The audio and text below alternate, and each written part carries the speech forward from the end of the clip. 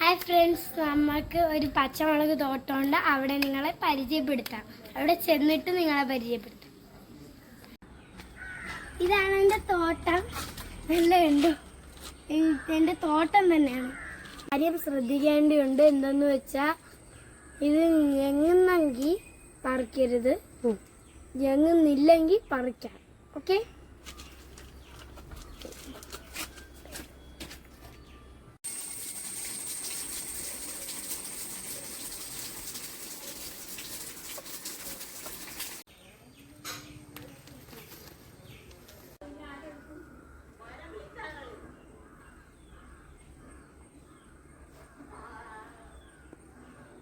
പ്രത്യേകിച്ച് ഞാൻ ഇത് ഇടും, വളം.